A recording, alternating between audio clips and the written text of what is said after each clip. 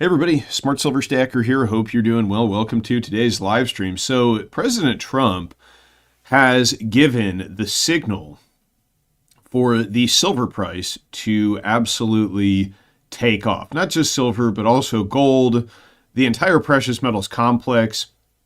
And I believe that what he has just told us is also going to set us up for a dollar crash, the likes of which we may have never seen before in history. So we're going to get to what the president said that is so important for the metals in today's live stream. We'll also clear up a few misconceptions that are going around about what the president just said, and we'll take a look at some charts and some of the most recent economic news and what that portends for the precious metals. So do me a favor.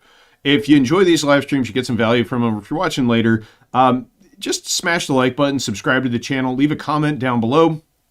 And we're going to get to all of this news and more, so stick around. We have a lot to cover in today's live stream. If you want to know how you can win some free silver, then check this out. For the first time ever, SD Bullion is giving away 2 monster boxes of silver coins, but not just any silver. Learn more today at sdbullion.com/sweepstakes. All right, so you can check out sdbullion.com with the link down in the description. Now let's take a look at what's going on in silver here. So pretty good day for the precious metals. Silver was up, I think at one point it was up almost 6%, still up over 4% on the day. The miners are up off their lows of the day. The SILJ ETF up 2%, SIL up 2.3%. Gold is up about 1% today. The GDX and the GDXJ are up 2.6 and 3% respectively. So a good day across the board in the metals. Platinum, palladium, both in the green. Gold notably is back up over $5,000. But it looks like what's happening here is after we broke out of this falling wedge in the silver price on Monday, we got this clear breakout. It's just been like a slow grind higher, right? We've got this lower yellow trend line here, which is sort of the new support trend line that we should be keeping an eye on when it comes to the silver price. And it may just be a slow grind for a few sessions here. Although, given what just was revealed by the president, or his recent commentary in an interview, I suspect that at some point we're going to see a renewed sharp move higher. Not financial advice, of course, just giving you my thoughts. But that's what's going on in silver today. The chart still looks like an incredibly bullish setup, and maybe we won't even get that retest of this top trend line of the wedge like I had mentioned yesterday. I mean, based on today's action, it looks like, we're back pretty much with silver. Now, looking at gold, it's similarly a very good chart. One thing I did want to show you here is that I think 5,000 is really the new floor for gold. So, this is the peak that we hit at the end of January before the big metals smackdown that played out right at the end of January there. And that was, following the announcement of Warsh as the potential Fed chair replacement for Jerome Powell. And that's germane to, what Trump just told us and what we're going to get into here in a moment. But if we draw a Fibonacci retracement from the highs to the lows, you'll notice that this 50% retracement here off the lows is right around $5,000, and that has repeatedly been demonstrated to be support for the gold price. You notice gold has also been sort of in this like slow grind higher, but every time it touches that 50% retracement, which also happens to be right around $5,000, buying comes into the market and drives the price right back up. So this is all very bullish portent for the metals. It looks like they're just kind of building a base, which is what they tend to do. That's what they've been doing in these bull markets for the past couple of years. Is you get these big moves up, every now and then you get a sharp correction, typically followed by a relatively sharp recovery, which is kind of what we saw off the lows here, this nice V. But now, they got to build a base. They got to get ready for new runs to record all-time highs. And I think that is what we are seeing here. It's kind of a similar story on the silver chart. You draw a Fibonacci retracement from the highs here around 121 to the lows right around 64. And this also gives us some insight. This 0.382 level you notice that silver rose right up to that level and bounced off. Well, that's a normal place to experience some overhead resistance here in this recovery. And so, once we clear that level, you probably see a quick rise to 92. That's going to be the big level, that 92 level, because that is both a 50% retracement from the lows of the correction, but also that would put us above this level here. We had the crash, a bounce, and then a renewed crash. We haven't taken out those highs yet, but so this is going to be the level to watch. I think once we get a good close above 92, and I don't know when that's going to happen, could be this week, could be next week, could be a month from now, who knows, but that's going to be something to keep an eye on, because once we get a confirmed close above that level, I think we'll be taking a run at the previous highs, and then potentially higher shortly thereafter. So that's our technical update for the metals. Let's talk about what Trump just said. So this was in an interview on Fox Business with Larry Kudlow, who I believe Kudlow was part of the administration previously in the previous term. So, maybe kind of a softball interview here. But first of all, he says that we should have the lowest interest rates in the world. And there's a few things that he mentioned that I want to cover here, all of which I think are highly bullish for the metals, not so much for the dollar. And by the way, just looking at the DXY here, I mean, the dollar is in a precarious position. If we zoom this out a little bit, you can see that we just broke through this long-term trend line, right, for the first time in over a decade. And so the dollar is set up technically for a sharp decline here. And when the president tells you that we should have the lowest interest rates in the world, well, you should listen to what he says, right? Now, remember when Warsh was announced as the replacement for Powell, not this previous Friday, but the Friday before, that was when we had that really sharp correction in silver, because the whole idea was that Warsh is going to be some kind of policy hawk, right? That was the interpretation. And we saw that sell-off, and probably there were some shenanigans going on behind the scenes with, the banks and the COMEX and all that too. But that was sort of the headline narrative that led to the sharp sell-off in silver and gold. Now, let's just have a listen to a brief portion of what the president had to say here. Can I just raise one point? And all he has to do is lower interest rates. Interest rates should be lower. Every point is $600 billion. Think of that. $600 billion. All he has to do, if we went down 2 points, we don't have a deficit anymore. And that's without cutting. And it's just a paper charge. When you think about it, it's a paper charge. Okay, so a few points here. He's referring to Powell here, by the way, when he says that all he has to do is cut interest rates. But guaranteed that's going to apply to Warsh as well once this guy gets in there. Like, the president is telling you what he wants. He wants lower interest rates. He says they need to cut by 2 points, 200 basis points. That's a pretty big cut when you look at what the Fed has been up to recently. And, it just goes to show, like, he wouldn't be appointing Warsh if Warsh was going to be some kind of policy hawk. Now, also, here's a piece of news that is sort of relevant here. This is from the CBO. This is a document published today, the Budget and Economic Outlook 2026 to 2036. So the president might want to check his math a little bit. He's saying that every interest point that you cut, you save $600 billion. That may be true. I mean, I haven't done the math on that. But you would need more than 2 points of cutting to spare us from a deficit, because in CBO's projections, the federal budget deficit in fiscal year 2026 is $1.9 trillion, right? So that would mean you would need over 3 points of rate cutting. And, who knows? We might get that. Also, according to the CBO's projections here, by the way, the deficit is forecast to grow to $3.1 trillion by 2036. And keep in mind that oftentimes the CBO estimates and forecasts are through rose-colored glasses, right? They're like the most optimistic projections that you can have. So they're assuming that there's no, massive dump of U.S. treasuries globally. There's no spiking interest rates. There's no, economic recession, nothing like that. So it's just like status quo, keeps marching along. We're at $3.1 trillion by 2036. Could be a lot worse than that, right? That's just their projections. Relative to the size of the economy, the deficit now is 5.8% of GDP in 2026. excuse me, and it grows to 6.7% by 2036, again, according to their projections, which likely are optimistic. Now, that is greater significantly than the 3.8% deficits averaged over the past 50 years. So the average deficit for the past 50 years relative to the size of the economy, 3.8%. This year, 5.8%, projected over the next 10 years to grow to 6.7%. That's a pretty hefty deficit. Now, it is true that there is merit somewhat to what the president is saying here, that they need to cut interest rates to get interest under control, right? Debt service cost. This is a chart which shows that according to the most recent data, which is from Q3 of last year. So keep in mind, this is probably worse now than it is, but there's a delay in the reporting.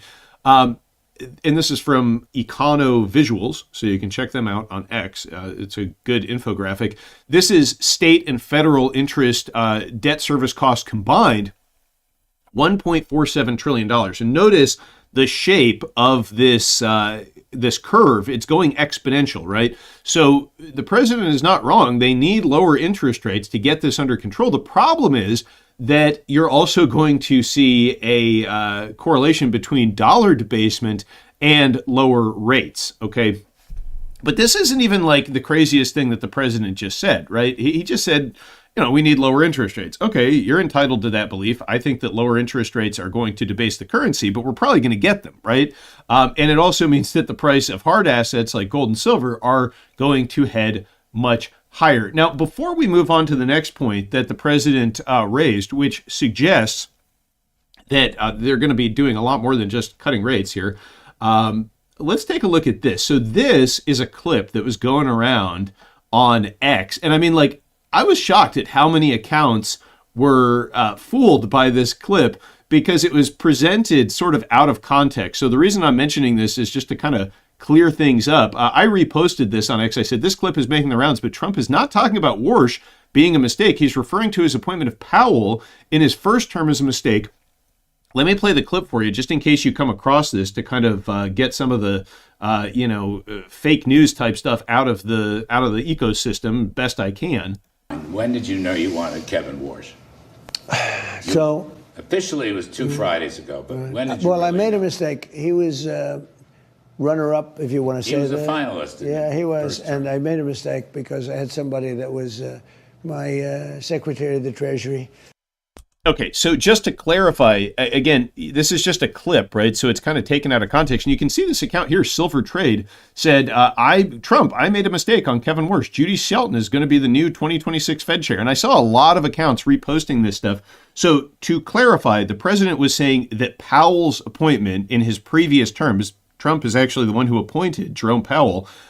He was saying that was a mistake and that Warsh at the time was a runner-up to Powell, and it would have made more sense to appoint Warsh. That would have been the better decision. So I just wanted to throw that out there because this is from the same interview with Kudlow. And again, I saw a lot of accounts sharing this and making the inference that Trump was going to pull his Warsh pick. No, he's not going to pull his Warsh pick. But what markets are getting wrong is this this idea that Warsh is going to somehow be this big policy hawk. Because, I mean, Trump is singing the guy's praises, and yet at the same time, he's saying we need the lowest rates in the world. He thinks the U.S. should have the lowest interest rates of all the countries in the world, and we're probably going to get them. But this was maybe even the more telling part of that interview. Now, I'm not going to just endlessly play that interview. You can go watch it on Fox Business if you want. I mean, it's probably a good thing to watch because, when the president tells you that he wants the lowest interest rates and he's kind of spelling out his economic policy, you should pay attention. And I think that markets right now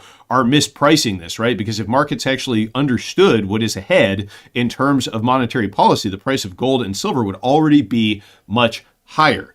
But Trump said that he thinks his Fed pick Warsh can get the economy to hit 15% growth, right? He says that if Warsh does the job that he's capable of, that's a quote, then we can grow at 15%. He's talking about 15% annual GDP growth.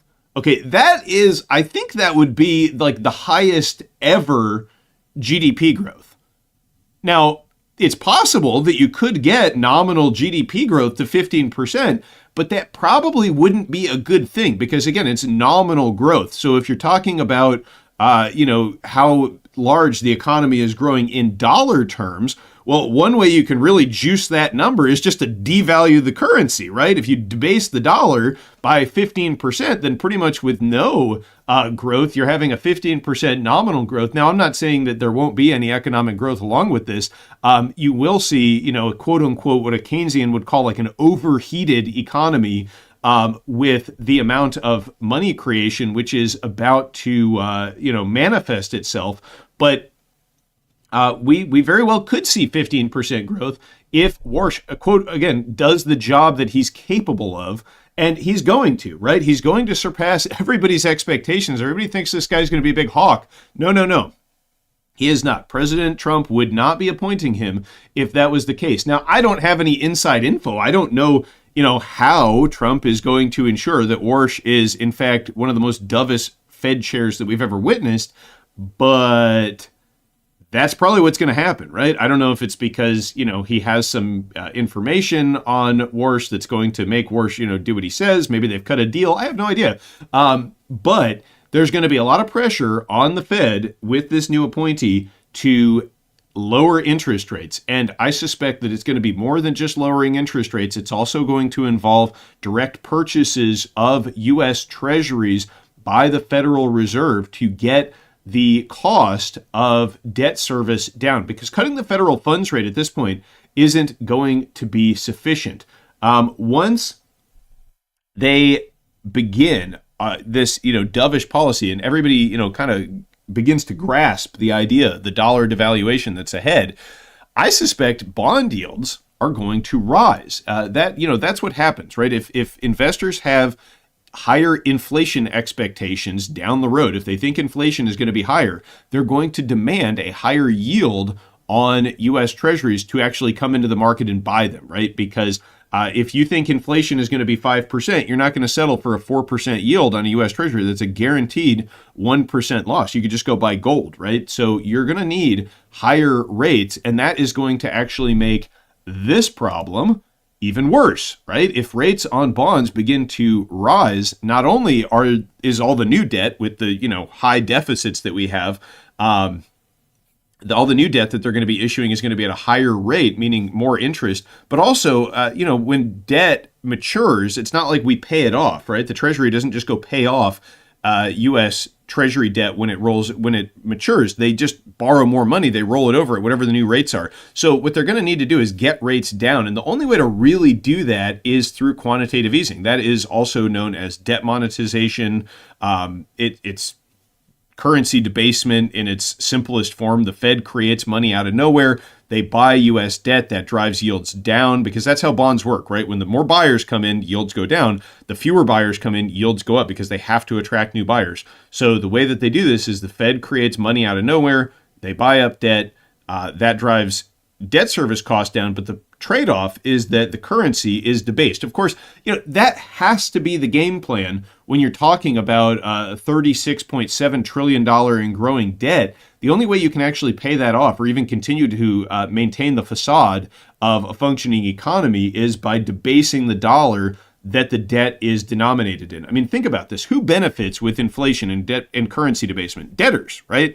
The wealthy tend to actually benefit the most because what happens is they borrow a bunch of money, they buy assets, then inflation wipes out the value of the debt that you've accrued. The valuation of the assets goes up, and you win. The people who are hurt most by this kind of thing are the poor, the middle class, people who actually have to worry about the price of groceries, gasoline, etc. So anyway, that is what is coming, and I suspect that is going to send the price of gold and silver much, much higher. And if we're aiming for 15% GDP, it's going to be very easy monetary policy. We might achieve that goal of 15% GDP growth, and let me tell you, when they do, they're going to tout that out as like it's some great thing. But you tell me how great it's going to be when a trip to the grocery store is $500, right? And that's what's coming. Unfortunately, I think that in the future we're going to look back on 2025 and 2026 as like the good old days when everything was still so affordable.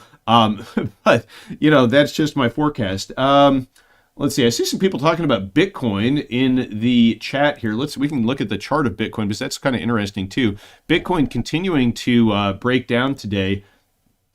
And we have some more gold and silver related topics to cover as well, but I'll touch on this real quick. So Bitcoin here, this is the daily chart. You know, we've been covering this, kind of just broke down from a giant head and shoulders pattern here that dates back to 2024. This orange line is the neckline. We broke below that here. And then this yellow line represents the previous highs from 2021 and also this area of congestion from 2024 that where it was significant resistance. Well, that had flipped into support, but now we've broken below it. So really, you know, Bitcoin could be headed much, much lower. I mean, where are we going to go? Are we going to go to the 2022 lows around 16,000 bucks? Very possible if you ask me. I mean, there might be some zones of support between now and then, like maybe here. Right, this level that it tested in 2023, where is that? 25,000. So yeah, I think Bitcoin is, especially priced in gold and silver, is headed much lower. I'm not, you know, a hater of crypto, but this chart is telling us something interesting. Okay, let's talk about gold and silver a little bit. So I want to show you something.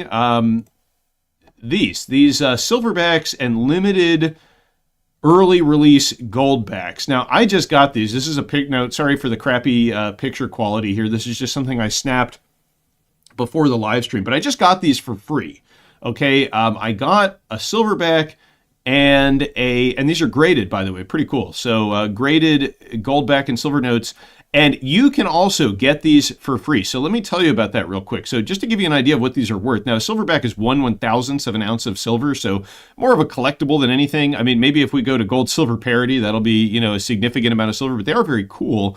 And right now on eBay, these things are going for about 138 bucks, 115 bucks, 97 bucks. So they have some value. And again, you can get these for free. I'm going to tell you how in just a moment. The goldbacks, limited early release goldbacks, are going for almost 300 bucks, and you can get them for free. So how do you do this? Well, you can go to goldback.com, and if you click, and I've got a video that explains this that wasn't a live stream, but I want to rehash this because if you're a business owner, you should sign up to accept goldbacks as payment. I mean, one, you're going to attract a high value clientele, I think, people who are actually interested in sound money. And you get free exposure on the Goldback locator of businesses. But you click these bars up here, you click Become a Merchant, okay? And then you fill out all these forms here. You put your business info in. And then here at the bottom, when you click How did you hear about us, you can put, you know, a referral. And then just here in name of refer, put Smart Silver Stacker, right? And that means I'm going to get a silverback. I'm going to get a limited early release goldback if I'm in one of the states where those are available. And so just so you're aware, if you're in Florida, Oklahoma, or Arizona, you will get, if you sign up, you sign your business up to accept goldbacks, you'll go on their store locator and you will get a limited early release goldback and a silverback. And if you're not in one of those states that I just mentioned, Florida, Oklahoma, or Arizona, you will receive a silverback. Now, you can also think about this if you're kind of entrepreneurial minded, you're good at sales, you could go around to businesses in your area, you could sign them up and they could put you as the referrer and you could get, you know, every time you sign a business up, you're going to get one of those silverbacks. If you're in Florida, Oklahoma, or Arizona, you'll get like $400 worth of gold and silver silverbacks and goldbacks, kind of collectibles. But anyway, something that stackers should be aware of, because if you get a business to sign up and they put your name as the referrer, then you're going to, you know, get that that little bounty as well. And if you have a business, then I highly encourage you to go sign up. You'll get on the Goldback store locator, so you'll be able to, when people click pay with goldbacks here on the website, your business is going to show up on this store locator here. Okay, and it looks like it's taking a minute to load. That's probably because there's so, yeah, look at all these businesses now that show up here. So anyway, and if you want to look for businesses in your area that accept sound money, you can go look here too. But I just wanted to share that with you because I just got these in the mail, and I had done this video last year, And there had been a little bit of a delay for businesses that signed up because I think Goldback had to get all these things graded and ready to go out. But now clearly they're ready to go and they're available. So if you want to get some free gold or silver, then I highly suggest you take advantage of this affiliate referral deal. And if you're just a business owner, one thing that I'll throw in there to kind of sweeten the pot for you, if you put me as your referrer and you let me know in the comments or you shoot me an email, I will do my best to give you a shout out in one of these live streams, give your business a little extra coverage. I did this with the first round of businesses that signed up and referred me, and I already did that in a live stream. But anyway, if you want to get some extra exposure for your business, then this is kind of a cool thing. And the value of the silverbacks and the goldbacks is pretty significant, right? You just look at the secondary market, and these are like beautiful graded collectibles that you can get at absolutely no cost to yourself just for accepting sound money and participating in a very cool aspect of the growing sound money economy. Okay, so that is that. So look, we're going to have to keep an eye on the silver price. We're going to take a look here at the long-term chart briefly. Let me clean up my chart here a little bit because, we've talked about this chart for a long time, this giant cup and handle pattern that we broke out of last year. Now, people were, I think, worried, right, when we were up at 121 in silver.